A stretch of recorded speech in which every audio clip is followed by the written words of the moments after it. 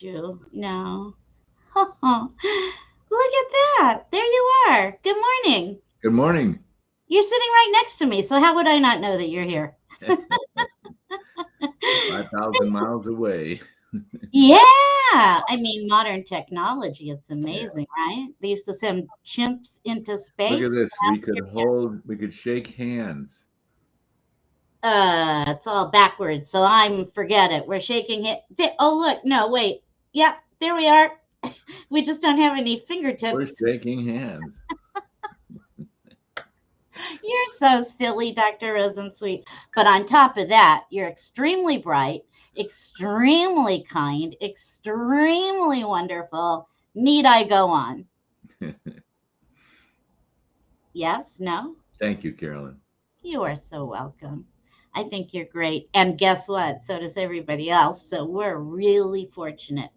And I got my questions, and we are going to start.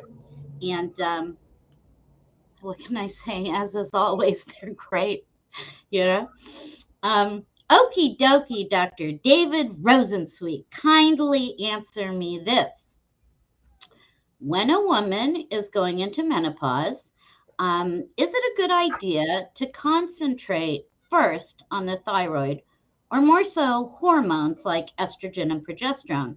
I'm cold all the time. I can't sleep. I'm irritable, exhausted. I don't feel like me at all. I'm miserable. And my doctor is telling me that I'm fine. That word fine. Um, but I sure don't feel fine. My periods are erratic, and this is not fun. Do you think that maybe you can help me a little Yes. bit? Love that. Next question. Well, No, because I'm all just right, kidding. yeah, I'm just kidding. I know you well enough. Um, the doctors that really understand this are the female doctors. 75% of them who go into menopause, 75% of the female doctors that go into menopause, they know exactly what this woman's talking about. Oh yeah, They're the ones who understand. And menopause has been such a neglected, forgotten specialty. It's not even a specialty yet. It needs to be. We're working, our whole team is working to make it a board certified specialty. So there's a lot of non-knowledge about it, and that knowledge got tremendously stunted and big setback in 2002 because of the Women's Health Initiative, but I'm not going to go there today. okay, I will take that. And it's a good question. It is Here's a good question. what excellent menopausal medicine looks like. A patient goes shopping and finds a healthcare provider that is doing a certain degree of specialization in menopause and has certainly done some specialized training, sought out education, got a lot of information and tools, and even better, has some experience. That's step number one. That's essential. It's the most critical step because if a woman finds someone she trusts who really knows what they're doing, bam, it's all, you figure it out. It can You take know, some time, can be rapid, but it can also take some time and you figure it out, and that's good. Step right? number one, find that healthcare provider.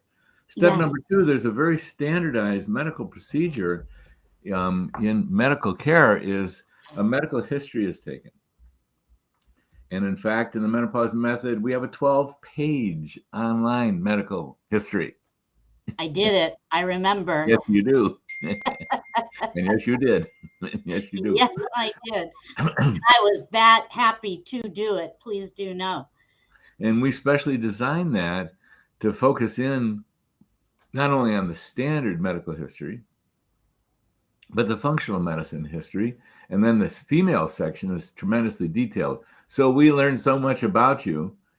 And of course, some of the stuff we learn is about the other glands besides the ovaries. We learn about the thyroid. And so when we embark upon treatment, because the menopause method, for example, we also specialize in treating women with thyroid, that's very much taken into account. Now, the major stuff that happens for almost every woman, but there are exceptions, in menopause is the ovarian hormones. They're kaput. You haven't Kaput. had a period. That's a medical term, Carolyn. It's a medical term. I had to study it really hard. It took me about 5 months to figure that one out. Kaput. Kaput. The thyroid's still going. It may not be cranking at full steam, but it's still going. So we really zero in on those ovarian hormones and we start there. However, our initial testing evaluation panel includes a very thorough testing of the thyroid. And Probably with good cause, right? We use blood testing for that. And one of the reasons we have a thorough initial thyroid blood testing panel is because by midlife, it is so common for all of us human beings to have overtaxed our thyroid over time. So the thyroid just finally said, oh my, I'm only capable of so much. And it starts to function. It doesn't go kaput. The ovaries go kaput. But the thyroid in so many of us is not functioning with the same head of steam that it did when we were 25. Can I ask you a question? Sure. Is the thyroid like the thing that sets the thermostat for, us? That's a good way to put it. Thyroid, all hormones are the most powerful biochemicals in our body, and they all have different functions and they have some overlapping functions. And thyroid produces hormones that directly affects our ability to produce energy. Yeah. And it's so exquisite. It's, if you don't believe in God, you will. If you don't believe in God got us all that is, you will when you look at how thyroid functions. Or go to medical school. Doesn't matter how old you are. Exactly. Yeah. And those hormones go right into the cell nucleus and they're messing with the DNA and they are producing connections that ramp up every cell in the body's ability to utilize oxygen plus the end products of food, oxidize them and produce heat and energy. Hence the thyroid is the most powerful hormone. It's not the only one that affects the production of energy. And we're talking about the coin of the realm because when thyroid is not doing its job thoroughly, you don't produce as much energy and you don't produce as much heat. And if you're not producing enough energy, nothing works right. Because everything in our body requires, coin of the realm, energy to function. So the gut doesn't function right. You get a little constipated. The heat production doesn't function right. So you get a little cold, and nothing works right. You can name it. The immune system doesn't function properly without sufficient energy, because the immune system is tremendously energy consumptive. On and on and on. So when the thyroid tires a bit, it's really consequential. So right out of the gate, we're paying attention to that thyroid, and I'd say we treat a half to 2/3 of the women in menopause. We bring in thyroid. It's pretty rare to see frank hypothyroidism.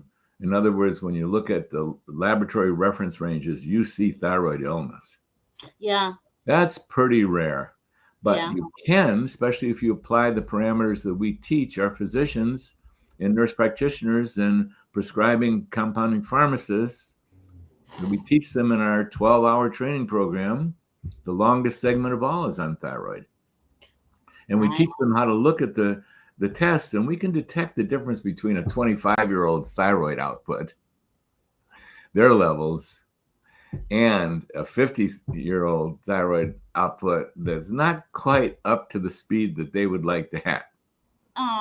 So yes, thyroid, we don't start right out of the gate with thyroid, but we start testing them right out of the gate. I mean, we looked in that very first consultation, we look at the blood tests you have, and if you don't have the 4 major thyroid tests, and let me name them for you because this is what you want to evaluate as far as blood tests goes. You want a minimal of this: TSH, free T3, free T4, and reverse T3. Why would you want reverse T3? It's a really good ongoing indicator of whether we're pushing the dosages too high. Got it. Reverse T3 is how the body protects itself from excessive thyroid hormones. Right. It actually changes the molecular configuration of the thyroid hormone. It's just staggering what goes on. No, it's amazing. Yeah. So if the reverse T3 goes too high, the body's reading, there's too much thyroid floating around here. Let's see if we can prevent some of it from being so effective. So it's a good bumper in the long run to help monitor thyroid dosages. Because there's some technical issues with testing anything, including thyroid. So we like to have those 4 parameters minimal. And if we suspect trouble, we'll actually add thyroid antibodies to see if there's autoimmune thyroid disease. But we do get the big 4 on everybody. That's imperative. So right out of the gate, we're looking at that thyroid. We don't necessarily begin treatment until we look. I will not begin treatment with thyroid hormone until I look at those 4 tests, which can happen really rapidly if during the first consultation we're getting, oh my gosh, this woman has so many symptoms of hypothyroidism. We want you to go get this blood test in the next couple of days. And we'll look at those blood tests, and right away, 3 days later, we'll be treating with thyroid when we see the results. So that's not common. Right. But if it's super low, we'll, within 3, 4, 5 days, we'll add in thyroid treatment right away. That's not commonly happens. Mostly there's just a little bit of tiredness. So we pick it up and we address it, and we keep tweaking it until it's nailed, until you get the thyroid dose that's optimal. So that would probably then help this woman to not feel so exhausted and icky and yucky and, Well, she gave so many symptoms in that list, Carolyn, that could be primarily directed to the ovarian hormones, that I'm not going to immediately leap from her symptom list. There's women who have decently functioning thyroids that will say that same symptom list. Right. So we start with the ovarians because we can do that right away. We evaluate the thyroid, and we'll get to it within days. If those blood tests come back, we think it's important to get to it within days. There's no urgency there, though. I mean, how long did it take the thyroid to tire out? 20, 30, 40 years? We don't correct these things the next day. In fact, we proceed slowly and carefully to correct these things. But the moral of the story is this: it's the same thing. We do a very thorough evaluation process, and we take it step by step. We do the things that rise to the top as the highest priorities. We deal with those first. And if thyroid turns out to be a high priority, we're dealing with that right away. And that's how we do it.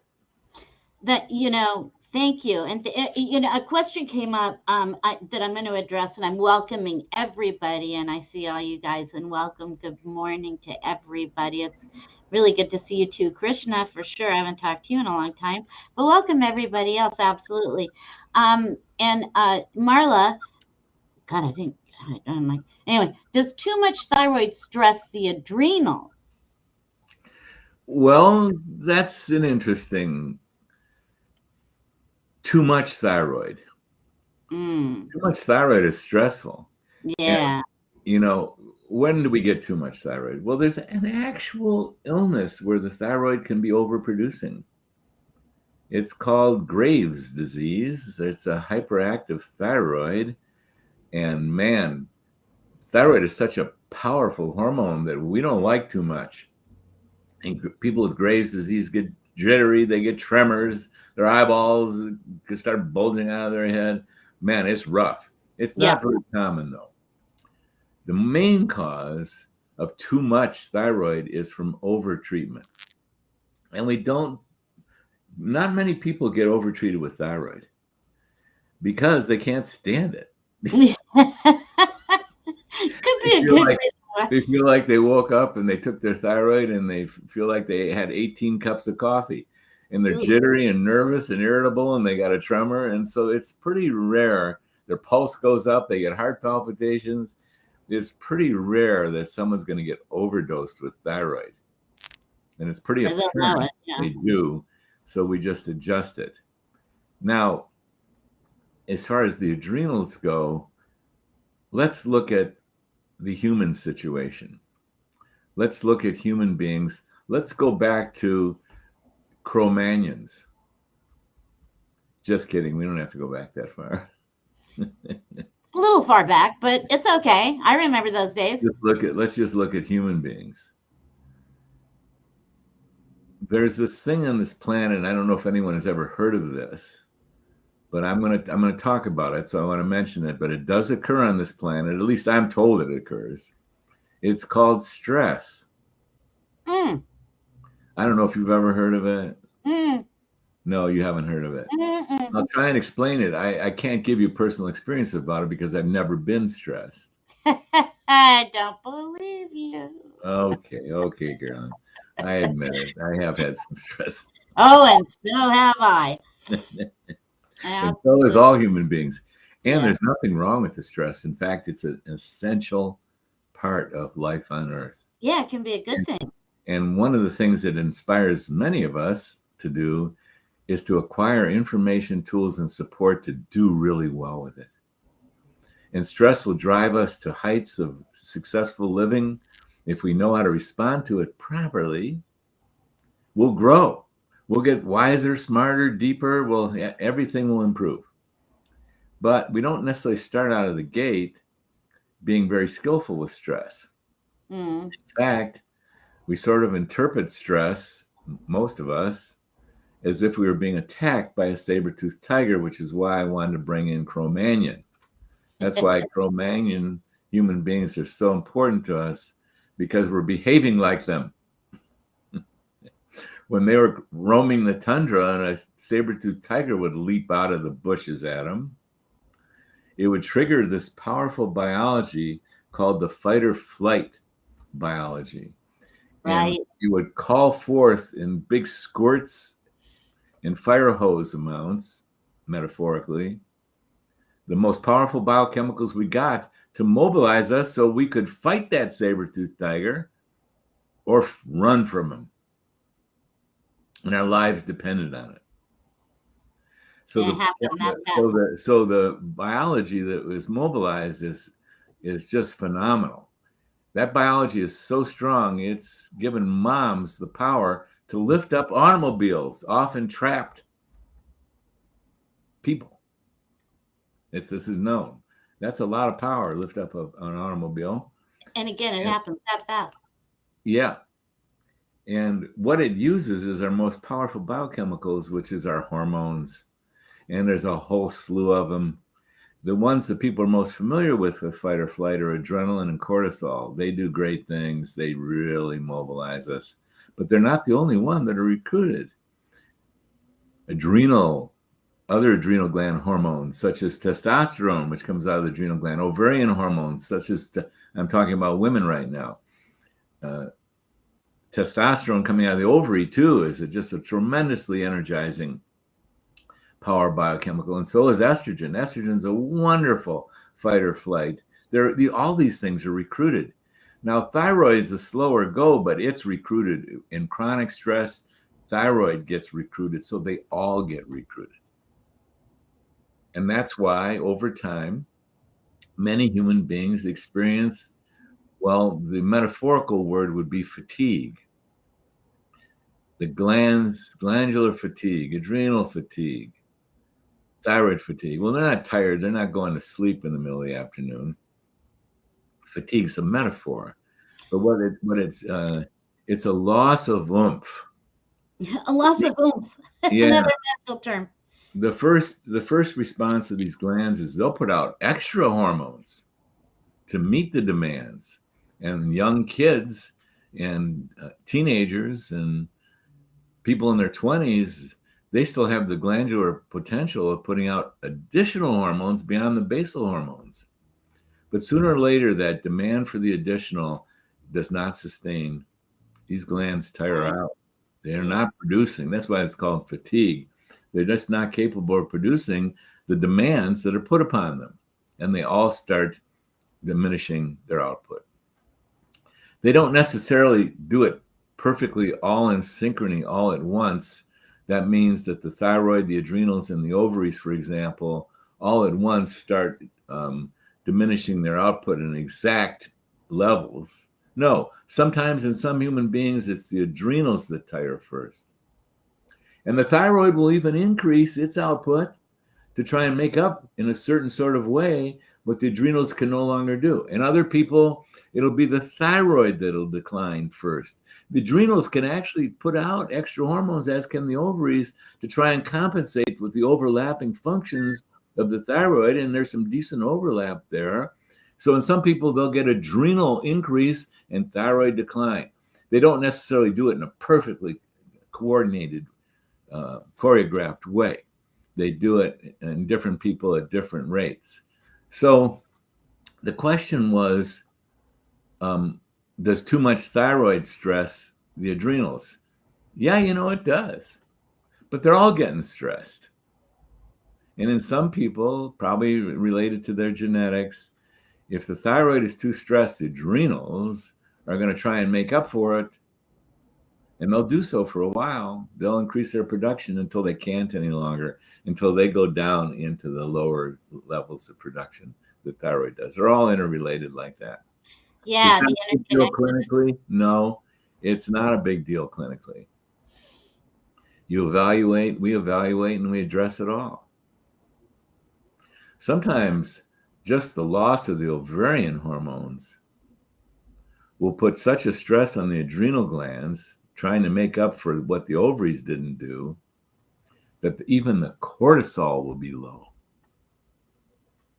We don't necessarily treat everyone in menopause who have low cortisol with cortisol, because if we just replenish the ovarian hormones, the adrenal's ability to produce cortisol will recover all on its own.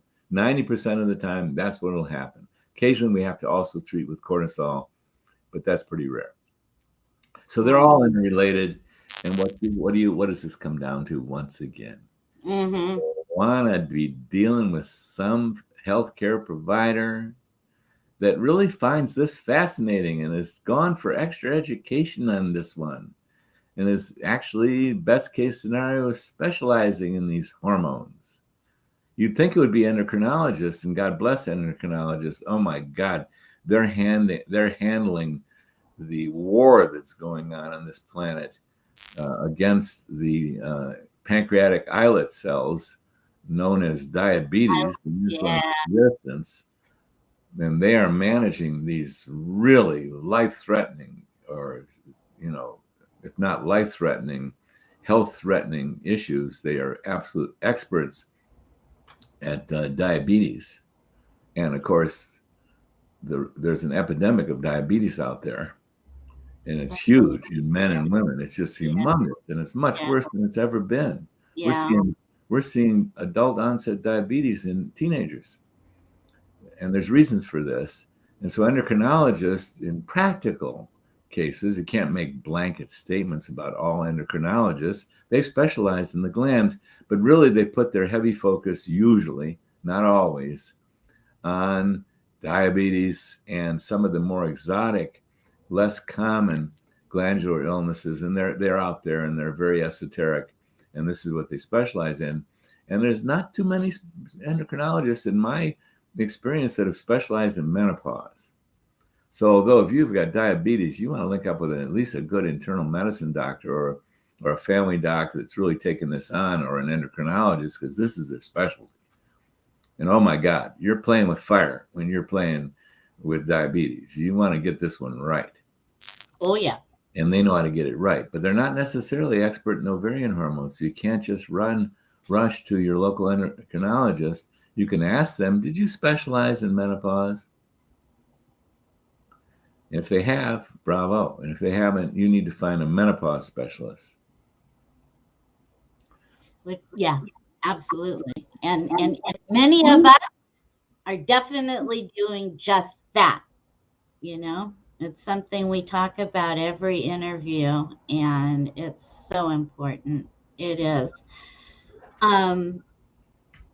With we always get to segue. So, this question comes up in regards to what you were talking about in a way, because yeah, well, anyway, the question number two is there a good starting dose of testosterone, one of the four hormones, to take when one is starting this menopause journey?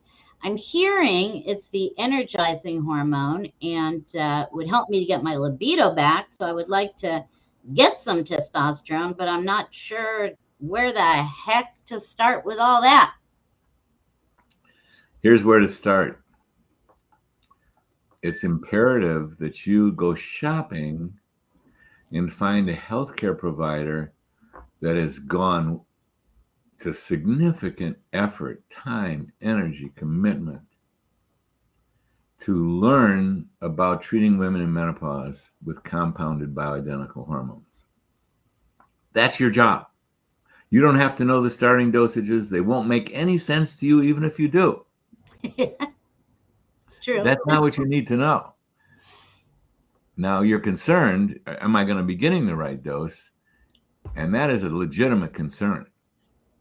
And you ought to be concerned also, is someone going to be willing to treat me with testosterone? That's another concern you should have, because that's not common necessarily in menopausal treatment. But any physician, nurse practitioner, physician's assistant, or prescribing compounding pharmacist who's dealing with menopause, they know that testosterone is imperative. And I mean imperative. Testosterone is not, NOT, a male hormone. It is a human hormone, and it is as critical to women as it is to men. In fact, as women lose their testosterone, as men lose theirs, women lose muscle. And that's the number one cause of the need for adult diapers and the need for canes, then walkers, then wheelchairs. That means that's very often the defining moment, if there's resources, that you leave home and you go into an assisted living facility. And this is almost universal. Sarcopenia, loss of muscle. And you must have your androgens, testosterone and DHEA, to sustain muscle. You can do all the exercise in the world. Very few people are going to get away with that being sufficient. You need your androgens. You need the queen of the androgens, which is testosterone. And I can guarantee every woman out there, guarantee you, that a lot of you are low on testosterone in the perimenopause. You've taxed your ovaries so much that they're no longer capable of putting out adequate levels of testosterone. Perimenopause, late 30s, 40s, early 30s. A lot of you have already depleted your testosterone. You need testosterone treatment right out of the gate, and we do that. But I can guarantee you that by 3 years with no period, you all are way too low in testosterone, and you're on a fast track or a slow track to losing your muscles. If you lose the muscle that holds up the bladder, when you couple that with vaginal atrophy from the loss of estrogens and other hormones, you got a recipe for adult diapers, and you're not going to like them. And go to your local supermarket and see how much real estate, shelf real estate, adult diapers take up. Why? Because they sell a lot of them. Yeah, Why? Because a lot of women and even some men are incontinent and need those adult diapers. Well, here's where an ounce of prevention is worth 82 tons of cure. Just get those androgens replenished when you go into menopause or whenever you can think about it. And we've dealt cases with my mother-in-law, for example. She lost her lower extremity muscle mass. She did go to walkers. She was unstable in her kitchen. She made a simple turn to the right and fell and fractured. 3 months of rehab. And we treated her, and we have a video of her after treatment that included testosterone, of sitting on a low couch, a low soft couch, arms up in the air, demonstrating that she could stand up without using her hands because she had gotten return of strength to her lower extremities. It's extremely dramatic. No, it's amazing. It's amazing. What you need to know, and this is very, very important, you have to go shopping. And who you're looking for is a licensed healthcare provider who can prescribe testosterone, for example. And that's only physicians, nurse practitioners, PAs, and even prescribing clinical pharmacies in most states can't do it, but they can certainly advise. You need to find a healthcare provider, and who you want they've got two qualities. One, they've got a lot of education and experience in treating women in menopause with bioidentical hormones, compounded bioidentical hormones. That's the best by far. And the second thing is you like them and you trust them and you feel like they're good human beings. You're going to team with these folks. That's your job. You don't need to know the milligrams of testosterone. And it varies woman to woman. We always start low and we gradually increase. And we test with 24-hour urine hormone testing, and that's how we determine. We alleviate symptoms of low testosterone. We oscillate into the right dose by starting low and gradually alleviating those symptoms until the woman thinks, oh, I'm doing better. I'm stronger. My God, I'm getting some libido return. This is interesting. I'd lost my ability to orgasm, and now it's back. Oh, look at that. My muscles are stronger.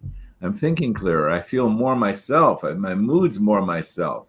My usual standard, not over aggressive, but proper amount of aggression. Oh, I feel much better in that way. I'm decisive again. I'm making decisions again like I used to. There's so many different important qualities.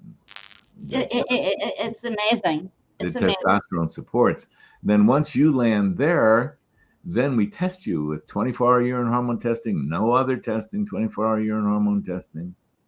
And we see if you're in the optimal zone, because we don't want too much and we don't want too little. And we're getting you set for the long haul for 10, 20, 30, 40, 50 years of treatment.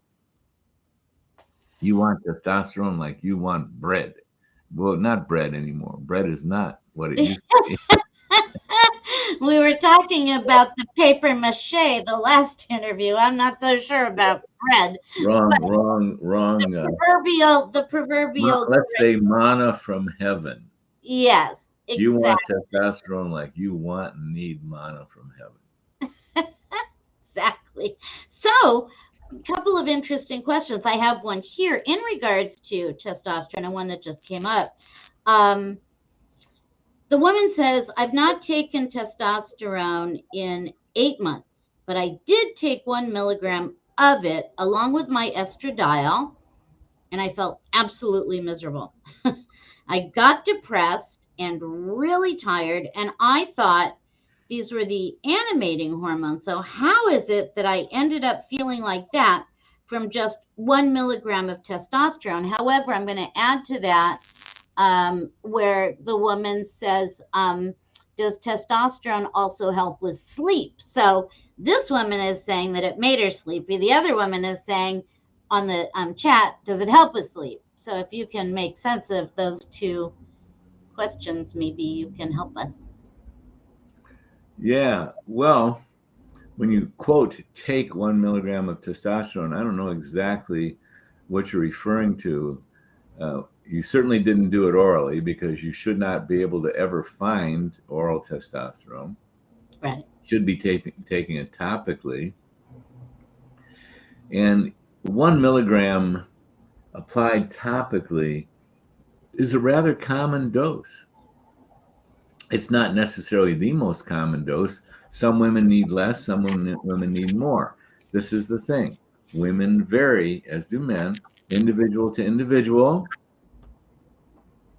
They vary individual is how much you need, how much you absorb, how sensitive you are to anything you're given. There's a wide range. Right. Of how much to apply to your skin, and it varies woman to woman. The process is always the same. You start low with a low dose. For example, with testosterone, it's very common for us to start at 0.86 milligrams. That's the most common dose we start at. We'll even start at less. I mean, I've started at a half of a milligram with many women for years.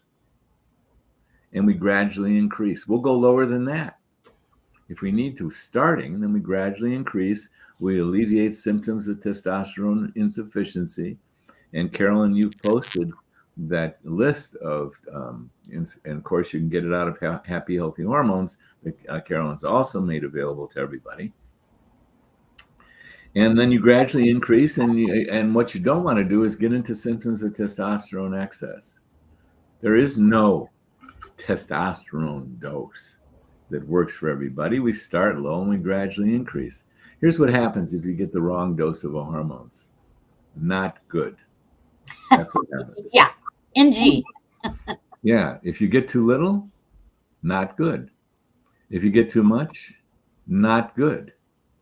And when you take testosterone and you feel not good, something's wrong. Right.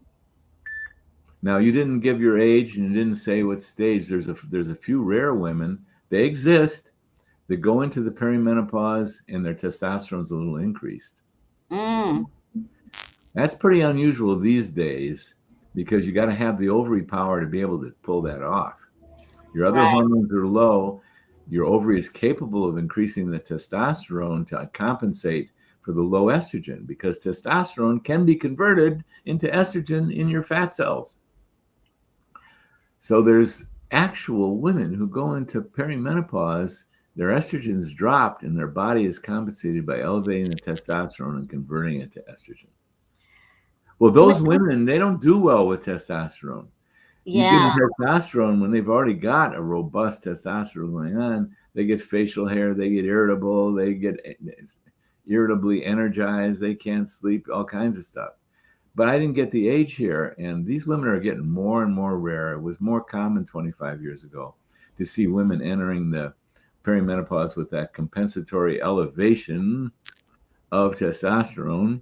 Now I hardly ever see it, but it occurs. So we just pay attention to the various symptom lists that we quiz women on, and we'll get clues of they're probably ample testosterone. So I'm just mentioning this quirk that you don't treat every single woman in the perimenopause or early menopause with testosterone. There's a few exceptions that if you give them testosterone, they're already running high, they're going to get lousy. They're going to feel lousy. I'm not saying that I didn't have enough information from this woman, but they will not sustain that elevated testosterone level. Those ovaries will stop doing it. And by 3 years, every single woman I've ever tested is low on testosterone, way too low for the rest of her life. You want testosterone. We need testosterone. So, a lot of information there.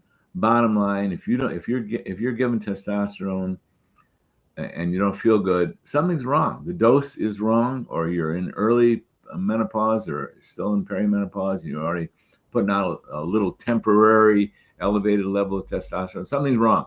Well, what do you need? It's the exact same thing. Every woman who's tuned in here, this is what you need always. This is your job in menopause, is you seek out through asking your friends, through researching on the internet, through going shopping. That means you do trial. You do a trial. You call a medical office and you say, do you specialize in treating women in menopause? Oh, well, we treat women in menopause. Do you specialize in treating women in menopause? Does your doctor have additional training? Well, we don't want to answer that. Well, that's the wrong office. This is what shopping is like. You go into a store and the staff is rough. You don't stay in that store. You keep going to a store and where you go, wow, these people are fun. They're nice. Look at that. They know what they're doing. This is the store I want to go shopping at. So you go shopping until you find the right people, and that they're knowledgeable, trained. They're treating women with compounded bioidentical hormones. Best case scenario, they're doing 24-hour urine hormone tests, and you like them. They're friendly. They're easy to talk to. They're passionate. You go on a journey with them. Yes. These are required. These are your shopping skills that are imperative for you to do. Because it took me decades to learn about the exact dosages and stuff and how to work this stuff. Decades. But it wasn't like a 2-week course. Like I amateurly worked on my automobiles because I liked it. I thought it was fun until I screwed up one of my favorite automobiles. It rebuilt an engine and it ground to a halt after 7,000 miles of rebuild.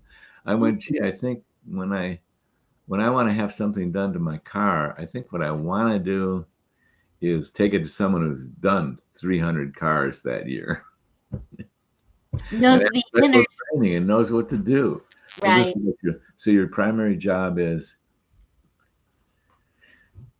go shopping and find someone who knows what they're doing. And you can even ask them, do you treat with testosterone? Because you want them to, because you need them to.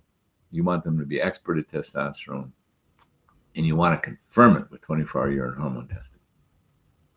Perfect. Okay. Well, thank you very, very much for that. It always seems to be, testosterone Tuesday and testosterone Thursday. Testosterone's a big one for us. And I don't know. Way back in the day, it wouldn't have even occurred to me to take testosterone, but I know more now than I did. Geez, I can't believe this. It's great.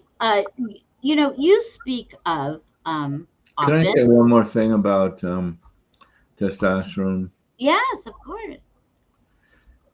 The dosage that the woman was given is not a big error. I mean, I have a patient who's applying 4 milligrams of testosterone. I know her name. That's how much she needs. So the 1 milligram was not outrageous on its own, but some women need half a milligram. Some women need a quarter of a milligram.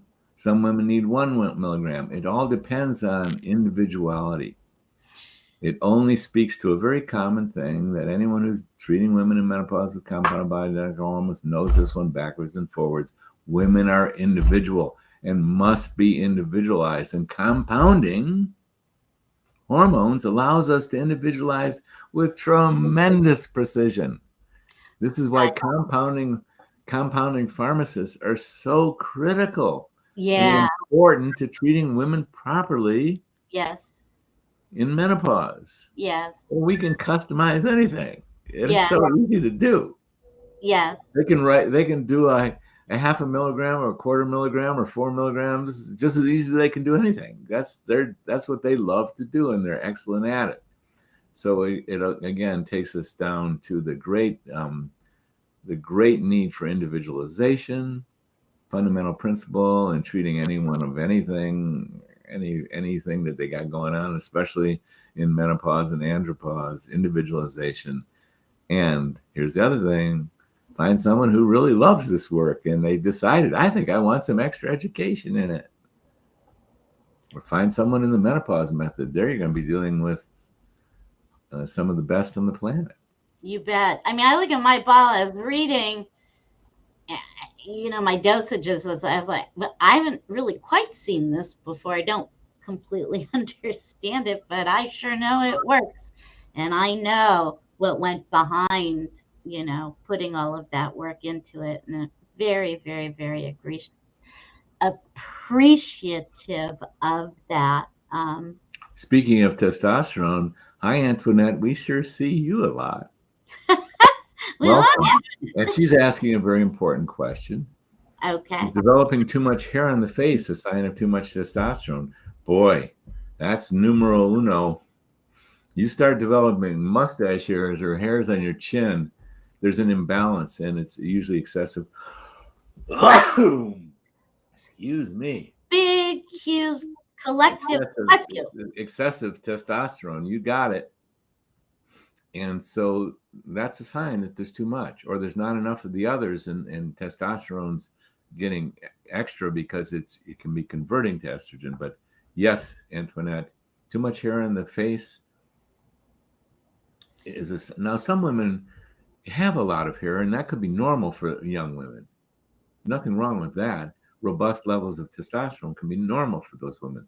But if a woman had a certain amount of almost zero or small, medium, or large, especially mustache or chin hair, all of a sudden she's getting hair on her chin or hair in her mustache area, you betcha, Antoinette, that is usually a sign of too much testosterone. That can be coming from within. Like I mentioned earlier, the body can compensate for a short period of time, not a long period of time, increase adrenal testosterone or ovarian testosterone because testosterone can be converted to estradiol. So it's the body's natural way to get sufficient estradiol, or at least decent estradiol, increase the testosterone. So what's the moral of that story? Treat with estrogen, and that facial hair will stop. So it's balanced. Yeah. So intricacies, but good question. Yeah, definitely. Many of these questions are excellent questions. To respect the woman that wrote this question, number 5, she said, you speak of high amounts of estrogen causing breast cell proliferation. And to me, the questioner says, it sounds like that could be cancer causing. And I'm very afraid of estrogen to begin with. But hearing about breast cell proliferation, I get more scared. My physician is not thrilled in giving me estrogen, but I know I need it. I do. So should I use the lowest amount possible? And for how long? Because the last thing I want is breast cancer, she says. Wow. Yeah. I looked at the time the moment I heard this. That's why I just shot it out there. But it's probably amongst the most important questions that occur. In fact, it's such an important question that in the menopause method, we address this question proactively, always in the first consultation, and we don't leave this until the woman feels like, oh, I got the answer here. Right. Comfortable. If the woman doesn't feel comfortable, we say, let's postpone everything until you know the answer to this question. So let me start out with something that I've said many times on this, is there's a lot of science around breast cancer risk and breast cancer. Fabulous science. And it's different than what I'd have to make a wild guess 90% of human beings on Earth have heard. 90% of human beings on Earth have heard wrong information about estrogen. Wrong information. And they've gotten scared. Let's talk about causes of cancer. My favorite way to talk about causes of cancer, this is a life-threatening illness in many cases. Yeah. And for something that's serious to go on, there has to be some serious causes that went on. And so the way I like to think about it is, let's pretend that over my shoulder, I was going to show any given woman a video of her whole life. That there was a videographer who started filming her when she was in her mom's womb 24/7 until this very day. And that videographer had a magic button in which, when they pressed that button, all the good stuff that happened in this woman's life disappeared from the footage. All the fun, all the love, all the accomplishments, all the wonderful things that can happen in life disappeared from the footage. What was remaining would be all the adverse stuff that happened in that woman's life. Nutritional adversities, eating food that did not support health, right, and eating toxicity that came in with the food that was detrimental to the health, or eating food that was detrimental to the health. Nutrition. As I started to mention, toxicity, the amount of adverse chemical poisons that we're exposed to in this day and age are monumental. So what would be left behind in that video footage is thousands and thousands of incidents that we have exposure to injurious chemicals that can even cause cancer when they accumulate. You know, it doesn't happen on a one-time sniff of a pesticide that's being sprayed in your area. or that's one time eating a food that had pesticides, how much chemical does it take to kill a weed? Or how strong does the chemical have to be to kill an insect? This is not weak stuff we're talking about. This stuff is toxic. Yeah. And so nutritional problems, toxic exposures, too little or too much exercise. This is a big deal. We've got to get the right amount of physical movement to be healthy. And if we don't, we lose our health. And then the elephant in most people's room, stress. And it's not the stress, as I was explaining earlier, it's how we respond. Do we respond in a healthy, growthful, amazing, wisdom-creating, life-improving way? You have to have the information and tools to do that. Yes. To practice them. Yes. I'm not detailing them right now, because if you don't, you're gonna invoke fight or flight biology, which is suppressive to the immune system. What does the immune system do? It identifies what's foreign to us. We're producing abnormal cells coming out of mitosis that could develop into cancer all the time. But our immune system looks at those cells and goes, oops, reject, gobbles them up and spits them out. Right. Gobble, gobble, gobble. That is a healthy, robust immune system. But the immune system requires tremendous amounts of energy, for example. And if our energy production system is being taxed and sent down the pathway of fighting the saber-toothed tiger, or our perceived notion of it, the immune system doesn't get it. It doesn't get as rigorous as it needs to be. So the production of cancer really falls down to these four major problems. Event after event after event after event of issues of dietary indiscretions, toxic exposures and accumulations, too little or too much exercise, and inappropriate and excessive amount of response to stress. And then there's a fifth cause. It's mysterious. When you hear of a 1-year-old getting leukemia, you cannot give reasons why that happened in this lifetime. You have to have a much bigger view than most of us have. Yeah. That's what causes cancer. That's what causes any illness. That's the cause. Hormones don't cause cancer. My God, the incidence of breast cancer in 20-year-old women would be astronomical because our estrogen is just rocking and rolling. Or pregnant women, when the estrogen levels increase dramatically, there'd be a epidemic of estrogens do not cause cancer. Hormones do not cause cancer. Do they even participate in cancer? This is a very gray area. Well, for women who really have a scientific bent and a greater curiosity, we know what to tell them. Carolyn Shapiro grew up in LA, and her father was a psychiatrist, a medical doctor. And her father had a friend who's a world expert on breast cancer. He's an oncologist. His name is Avram Blooming, and he's written the Bible on this, and it's called Estrogen Matters, and you can download it from that company that's so big and not necessarily behaving in a perfect way for human beings. Don't want to get too far afield here. But over my shoulder, I guess you can't see it today, is a book called Estrogen Matters. It's on my bookshelf. Estrogen Matters by Avram Blooming and Carol Tavris. It is the Bible, and it was written in September, published in September of 2018. This is a recent book.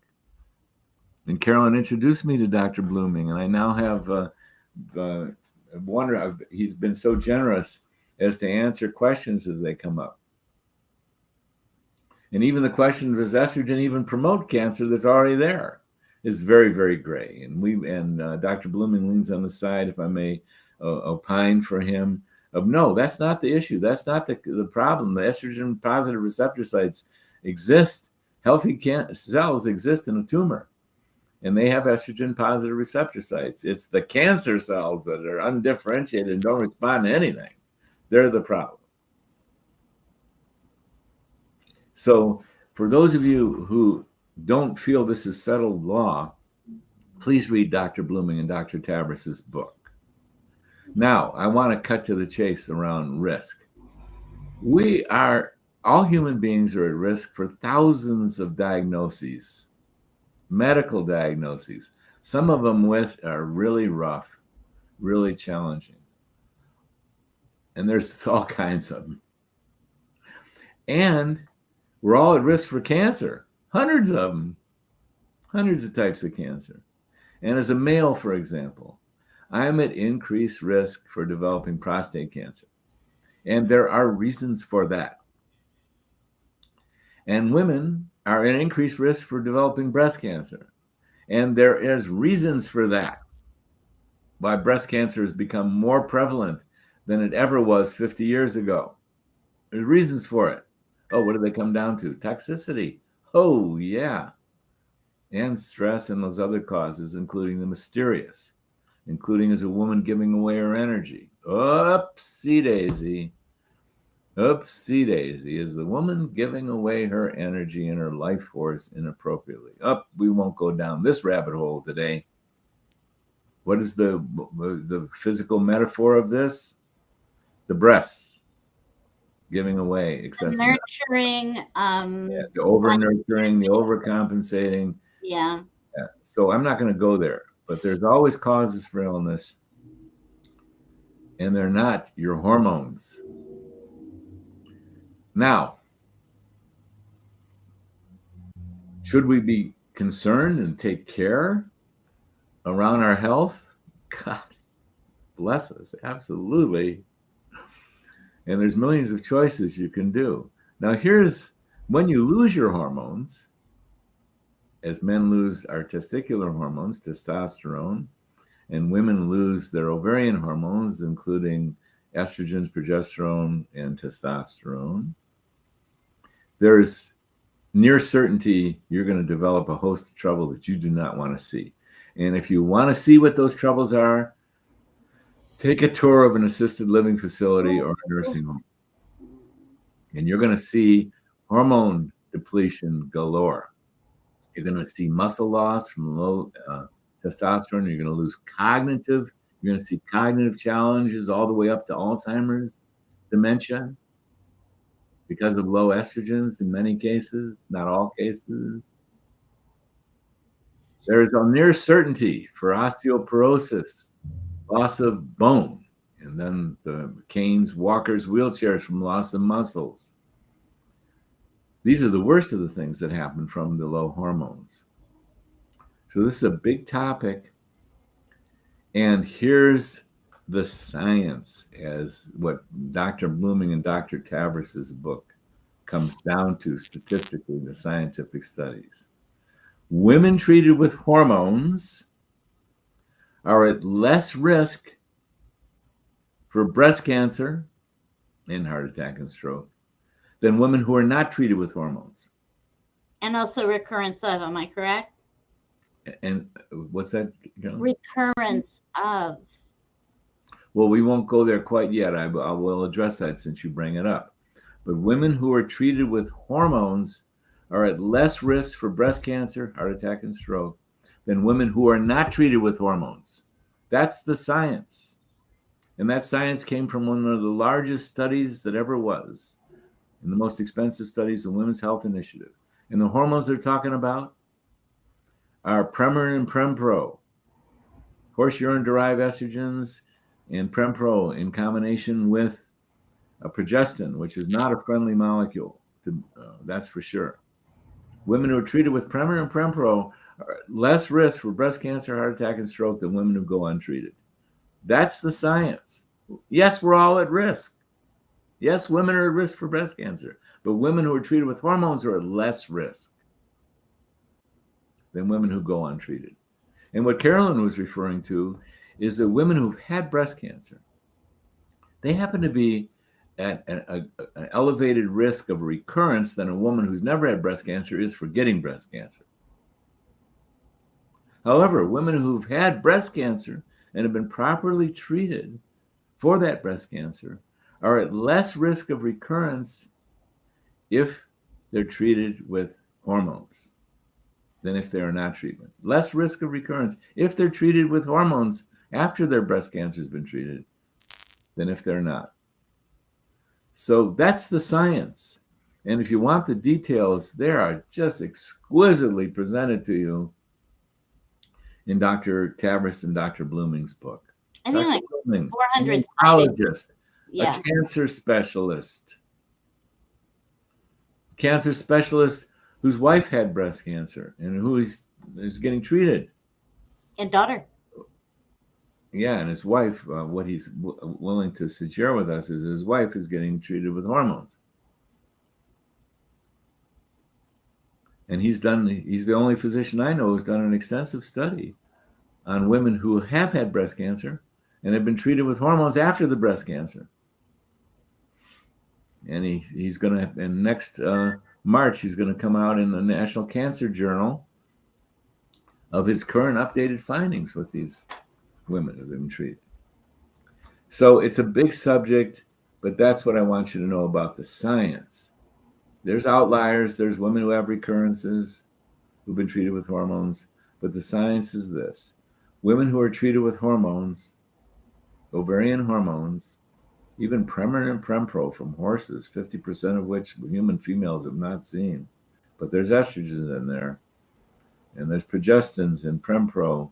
These women are at less risk for breast cancer, heart attack, and stroke than women who do not receive treatment in menopause. And I think we say that just about every single interview. It's a hard one for people to really wrap their heads around.